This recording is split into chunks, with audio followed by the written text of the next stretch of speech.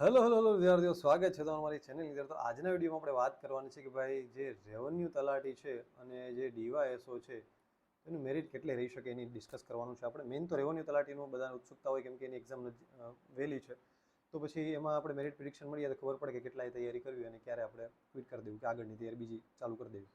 તો આપણે આ વિડીયોની અંદર પણ વાત કરીશું કે ભાઈ કેટલા પ્લસવાળા તૈયારી કરી શકશે, કેમ કે ટૂંક સમય છે તો લાભ લઈ લો, ક્યાંક ને ક્યાંક મેન્સની તૈયારી કામ લાગશે જ. અને વાત કરશું કે મેરિટ કેટલી અટકી શકે. થોડાક દિવસોમાં આમ તો રિઝલ્ટ આવી જશે, પણ આપણે કહ્યું ડીવાયએસઓની પણ છેલ્લે આપણે વાત કરશું કે મેરિટ કેટલું રહી શકે છે. તો પહેલાં તો આપણે જે મેરિટ પ્રિડિક્શન વિડીયો બનાવીએ છીએ એ એમને મને સપનામાં નથી આવતું કે ભાઈ આટલું મેરિટ રહેશે કે હું એમને કહી દઉં છું. એ આપણે સર્વે કરીએ છીએ, એના આધારે બનાવીએ છીએ. એટલે તમને એક સ્યોરિટી આવે છે કે સર્વે 300-400 વિદ્યાર્થીઓ અહીં ભાગ લેતા હોય છે. તમે પણ નેક્સ્ટ કોઈ એક્ઝામ માટે તૈયારી કરતા હોય ને ક્યારેક પણ ફ્યુચરમાં સર્વે કરવું હોય ત્યારે ભાગ લેવો હોય તો આપણી ટેલિગ્રામ ચેનલ જોઈન થઈ જશો, બધી અપડેટ્સ આવતી રહેશે. એટલે કોઈ ખોટું છે નહીં, મ્યુટ નોટિફિકેશન કરી દેવાની, એવું હોય તો બહુ વધારે નોટિફિકેશન આવશે નહીં. એટલે ટેલિગ્રામ ચેનલ જોડે કરેલા હશે તો બધી તમને ઇન્ફોર્મેશન મળશે. અને અત્યાર સુધી લગભગ આપણે જે પ્રિડિક્શન કર્યું છે સચોટ રહ્યું છે. એટલે એક્ઝેક્ટ તો કોઈ કહી નથી શકતું ભાઈ 110 કેવું ને 110 જ અટકે તો હું તો ભાઈ અંતર્યામી ભગવાન જેવો થઈ ગયો, પણ એવું નથી. આ ઘણીવાર એકલું કીધું 112 અટકશે ને એક્ઝેક્ટ 112 કે 112 અટક્યું તો એ પણ તુક્કો લાગી ગયો, પણ એક્ઝેક્ટ અટકે એવું હું શ્યોરિટી નથી કહેતો. પણ હા, ક્યારે એવું નથી બન્યું કે આપણું મેરિટ પ્રિડિક્શન મેં 110 કીધું અને 125 અટક્યું. એટલે હું જે કહું એની આસપાસ જ રહીશ એવું મને લાગે છે, કેમ કે સર્વે કરીને કહું છું, એમને ઉર્ધુર્યું નથી કહેતું.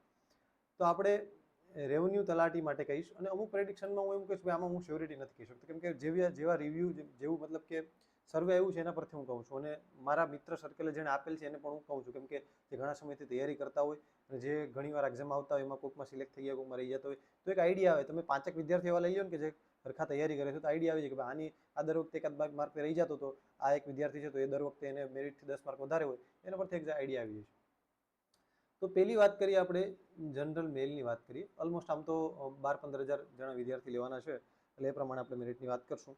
પેપર મધ્યમ સહેલું કહી શકાય એવું હતું.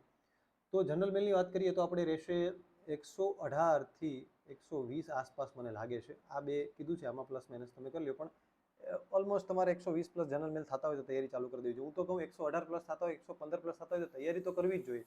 આ એક સેફ સાઇડ તમને હું પ્રિડિક્શન આપું છું. પછી ઓબીસી ઈડબ્લ્યુએસ મેલની વાત કરીએ તો એની આસપાસ એટલે 116-17 કહી શકાય, 116થી 18ની વચ્ચે ઈડબ્લ્યુએસ મેલ કહી શકાય. પછી ઓબીસી છે તો ઓબીસી માટે છે 114થી 116 કાં 17ની વચ્ચે રહી શકે છે. 110 પ્લસ ઓબીસી થતું હોય તો તૈયારી ચાલુ કરી દેવાય. 114-16 વચ્ચે હોય તો થોડુંક શ્યોરિટી. 120 પ્લસ જો તમને જનરલના માર્ક કરતાં વધારે થતો હોય તો ઓબીસી વાળાને ટેન્શન લેવાની જરૂર છે નહીં. બરાબર છે, તો એ ખાસ જોઈ લેવું. પછી એસસી માટે આપણે મેં અહીંયા લખેલું છે સાઈડમાં, એટલે એમાંથી જોઉં છું, કેમ કે એ આખું મેં એનાલિસિસ કરીને બનાવ્યું છે. કોનું કેટલું રહી શકે, એનું એવરેજ કાઢ્યું, કેટલા સ્ટુડન્ટો હતા, શું છે, બધી પ્રકારે કેટલી એની જગ્યા હતી એ પ્રમાણે બનાવેલ છે. તો એસસીનું 112 આસપાસ લાગે છે. અને એક્ઝેક્ટ પ્રિડિક્શનમાં ઓછા હતા એટલે કંઈ ન કહી શકે કેટલાની વચ્ચે. 112-113 આસપાસ કહી શકાય. ઓછું પણ રહી શકે, એવું નથી કે તમે એમ તો કે ભાઈ 2 માર્કનો ફરક, અમુક એક્ઝામમાં તો 5-5 માર્કનો ફરક આવ્યો હતો. તો એવું ઘણીવાર એવું બન્યું કે ભાઈ આપણે ઈડબ્લ્યુએસનું મેરિટ વધારે પણ ગયું હોય છે, તો કે ઓબીસીનું મેરિટ ઈડબ્લ્યુએસ કરતાં વધારે પણ ગયું હોય છે. તો એ આપણે જનરલ વાત કરીએ છીએ, એટલે અમુક એક્ઝામની ભરતીને ધ્યાનમાં નથી લેતા આપણે. એસટીની વાત કરીએ તો એસટીનું બહુ ઓછું રહી શકે છે. એસટીની જગ્યા તો આમ તો આઈ થિંક છે જ. તો એસટીનું મને તો 108થી પણ ઓછું લાગે છે. 108 રાખ્યું છે આપણે, થોડુંક મધ્યમ સહેલું પેપર હતું એટલે. બાકી 108થી પણ નીચે રહી શકે છે. આ બધા મેલનું છે.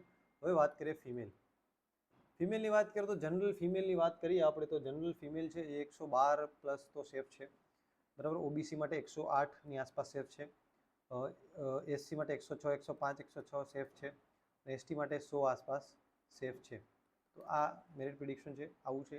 આનાથી થોડુંક ડિફરન્ટ એ રહી શકે છે, પણ હું એટલી તો ગેરંટી લઈ શકું ભાઈ 120 કીધા છે તો 135 તો નહીં રહે, એના જેવું છે, સમજાણું? એટલે એવું કોઈ ટેન્શન લેતા નહીં. તો એની આસપાસ રહે. એક્ઝેક્ટ તો તમે પણ ખબર છે કે હું પણ ખબર છે કે કોઈ કહેતું નહીં. કદાચ એક્ઝેક્ટ આવું પણ રહે તો એવું નહીં મેનેજ કે નહીં ભાઈ હું અંતર્યામી છું. તો એ વસ્તુ છે. ચલો, તો આ મેરિટ પ્રિડિક્શન છે. હવે વાત કરીએ ડીવાયએસઓની. ભાઈ ડીવાયએસઓમાં કોઈ સર્વે નથી કરેલો, એટલે એનું પ્રિડિક્શન થોડુંક આપણે એક્યુરેટ નહીં કરી શકીએ. પણ એટલું વસ્તુ કરીશ કે 80 પ્લસ જનરલ મેલ હોય તો એ છે સેફ. 80 પ્લસ જનરલ મેલ સેફ છે મને તો લાગે છે. હા, પછી 82 મેરિટ અટકે તો એ 81 વાળો આવીને મને કહે કે સાહેબ તમે તો 80 પ્લસ કીધું હતું, મારો વારો ન આવે, 81 પ્લસ મને પૈસા પાછા રિફંડ કરો. તો એવું નથી. તો આપણે 80 પ્લસ વાળા હું કહું છું કે ક્યાં સુધી સેફ રહેશે.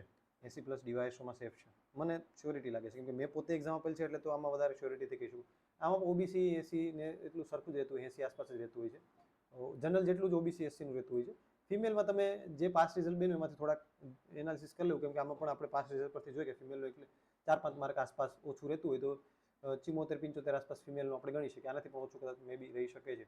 પણ આ હું એક બનાવીશ 80નો આંકડો બહુ આ વખતે એવું લાગ્યું કે નહીં, બસ આ મને લાગે 79.80 પણ એવું પણ રહી શકે છે, પણ 80 આસપાસ મને લાગે છે. આ પછી 82 જઈ શકે પણ 90 નહીં જાય ભાઈ, મને એવું લાગે ત્યાં સુધી. એટલે કોઈ 90+ થતા હોય તો ડરવાની જરૂર નથી, 80+ થતા હોય પણ તૈયારી ચાલુ જ કરી દો, કેમ કે આની થોડીક હજી વાર લાગશે. ફાઇનલ આન્સર કે આ થોડાક સુધારા છે ફાઇનલ આન્સર કીમાં, બધું આવતા વાર લાગશે. તો અત્યારથી થોડી ઘણી તૈયારી ચાલુ કરી દો. બાકી રેવન્યુ તલાટીવાળા તો જો તમને એમ લાગે કે ભાઈ મનથી એમ લાગે કે નહીં ભાઈ મારો વારો આવી જશે, કોઈ પણ પ્રિડિક્શન જોયા વગર આંખ બંધ કરીને તૈયારી ચાલુ કરી દો, કેમ કે મહિના દિવસમાં તૈયારી કરી લો તો કંઈ ખોટું નથી. બધી વસ્તુમાં મેન્સ આગળ આવશે, પીએસઆઈ કરશો તો એમાં લેખિત આવશે. તો અત્યારે કોઈ પેલું છે નહીં તૈયારી કરવામાં. આગળ તમે કદાચ ડીવાયએસઓની પણ આપવાના હોય રેવન્યુ તલાટીવાળા, તો એમાં કોઈ ખોટ છે નહીં તૈયારી કરવામાં મહિના દિવસમાં. તમારે આમે એ બાને જીએસ ને તો બધું કરેલું જ હશે, તો હવે કરાય કે ગુજરાતી ને અંગ્રેજીને બધું કરી લેવું. તો આ રાખીએ વિડીયોમાં વધારે આપણે ચર્ચા નહીં કરશું. બાકી આપણી સ્ટડી બ્લોક જીપીએસસીની એપ્લિકેશનની લિંક છે એ ડિસ્ક્રિપ્શનમાં આપેલ છે, ત્યાંથી તમે અલગ અલગ પ્રકારના મેન્ટરશિપ પ્રોગ્રામ જોઈ શકો છો. અલગ અલગ પ્રકારની ટેસ્ટ સિરીઝો છે, સીસીઈની જે ફ્યુચરમાં કરતા હોય એના માટે મેથ્સ રીઝનિંગના પીવાયક્યુની ટેસ્ટ છે.